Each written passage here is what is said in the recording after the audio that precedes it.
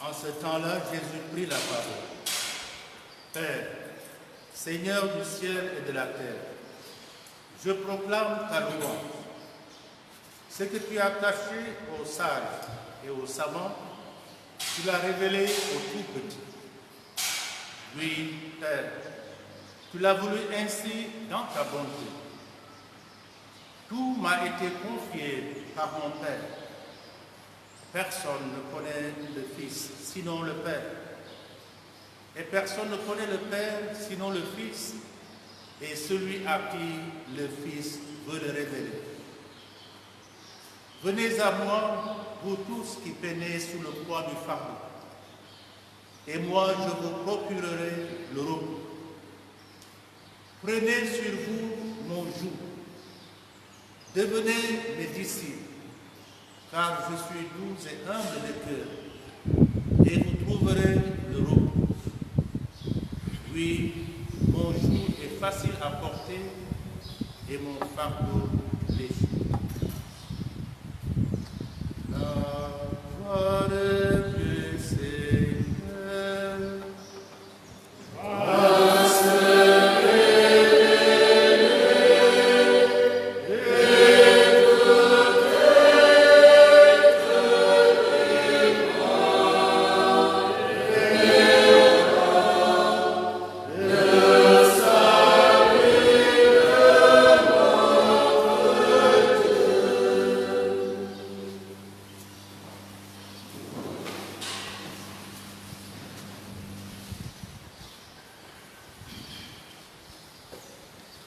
Professeur disait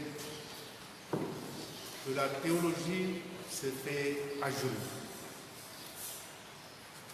Se fait à genoux, et ce sont ces paroles de l'évangile d'aujourd'hui qui nous invitent à se mettre à genoux pour parler de Dieu, pour parler du mystère de Dieu. Il nous faut beaucoup d'humilité. Je m'inscris dans cette vision, dans cette perception de la théologie, la science de Dieu, qui se fait à genoux. Et c'est cette parole de Jésus-Christ qui nous dit aujourd'hui, personne ne connaît le Père, sinon le Fils. C'est une révélation, c'est Dieu qui se révèle par son Fils, dans l'Esprit. Prions pour tous ceux qui enseignent, les maîtres de la parole, afin que l'Esprit, qu'ils vivent toujours sous l'emprise de l'Esprit Saint. L'Esprit du Christ, afin que nous puissions parler par l'Esprit Saint, qui nous découvre vraiment la profondeur, la largeur, la hauteur, la longueur même de Jésus, de son Père. Frères et sœurs, nous méditons la parole de Dieu aujourd'hui avec le prophète Zacharie.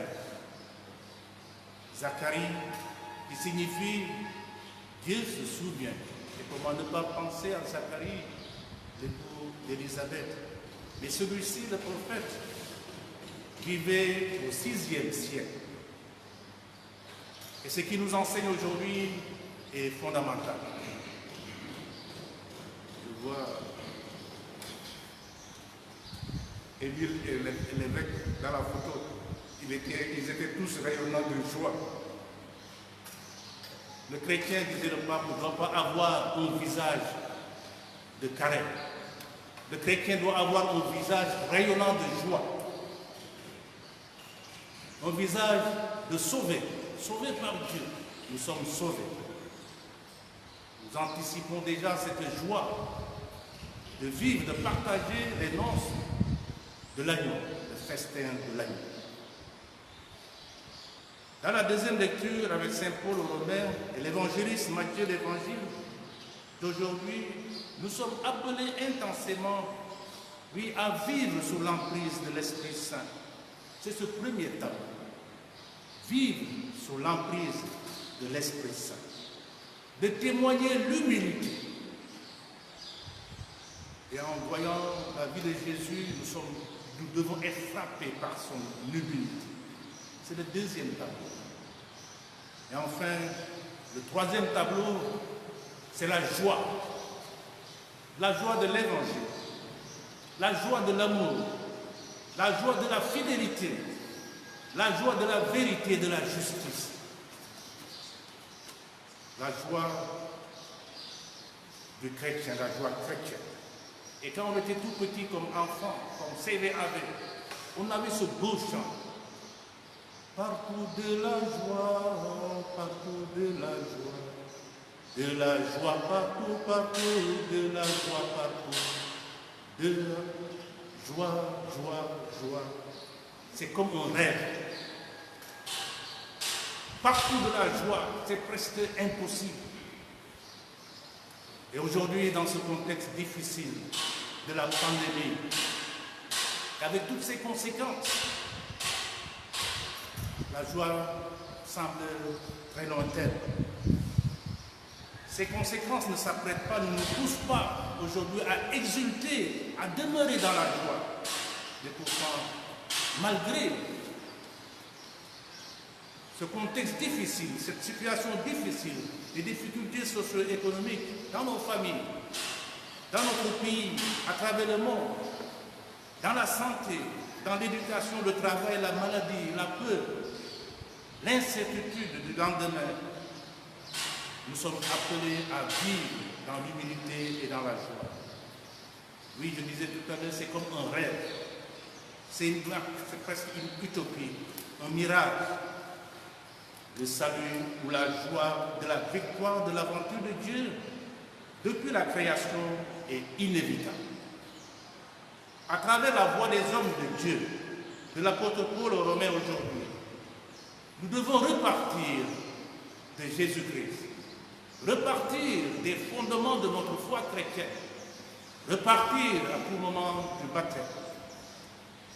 Et comment ne pas rappeler cette belle image de David dansant avec l'arche.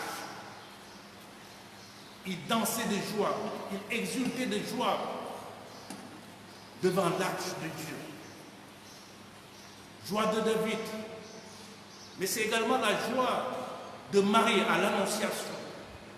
Marie exulte de joie, ce chant de Magnificat, ce chant classique qui est là en permanence. Magnificat. Savoir dire merci à Dieu pour tout ce que nous avons reçu de Dieu. Magnificat. C'est également la visitation avec ces deux femmes, la rencontre de ces deux femmes. Et avec elles et à travers elles, la rencontre de leurs enfants, de leurs fils, Jésus et Jean-Baptiste. Joie de David, joie de Marie, joie d'Élisabeth, joie de Jésus, joie de Saint Jean-Baptiste.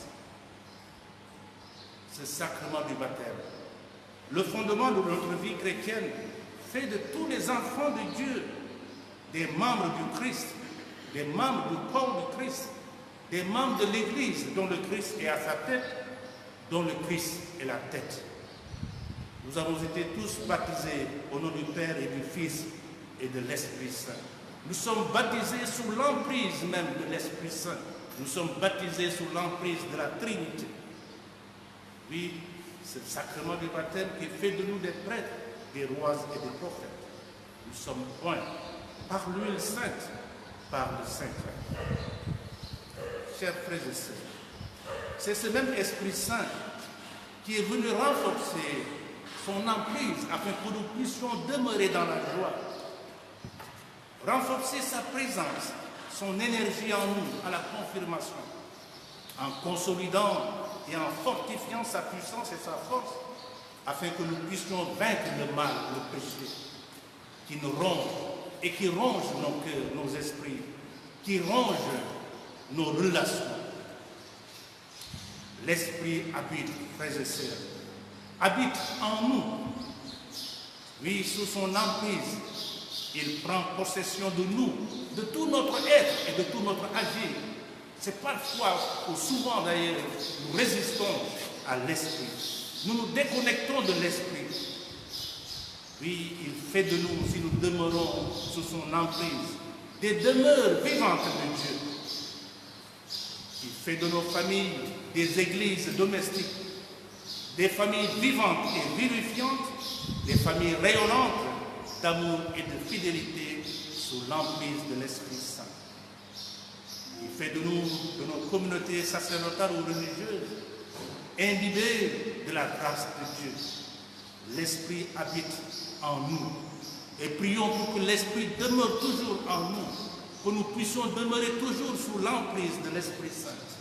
Oui, alors, laissons-lui assez de place pour illuminer et éclairer nos vies, nos chemins, nos familles, nos associations, nos mouvements, nos CEB, notre être et notre agir.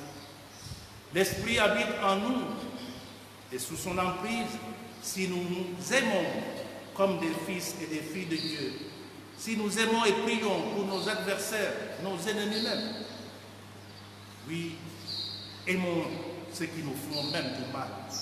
Prions pour ceux qui souhaitent, pour ceux qui nous font du mal.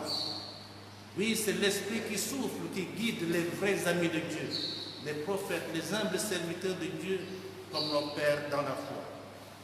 Tous les saints et saintes de Dieu vivaient et vivent encore sous l'emprise de Dieu, à la suite de Jésus-Christ et de la Vierge Marie, notre Mère. Jésus s'inscrit dans cette chaîne ininterrompue de gratitude, de grâce, accueillant tout de Dieu, accomplissant sa volonté.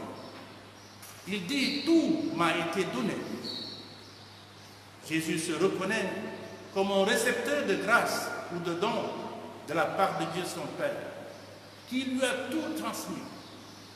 Il est héritier de Dieu, nous sommes co-héritiers de Christ.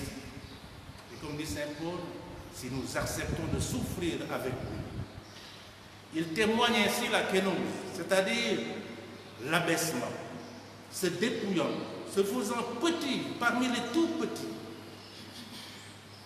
petit à la crèche. Jésus doux et humble, c'est pourquoi Dieu l'a exalté. Qui s'abaisse, dit l'Écriture, sera élevé. Qui s'élève sera abaissé. Regardons dans le Magnificat avec Marc.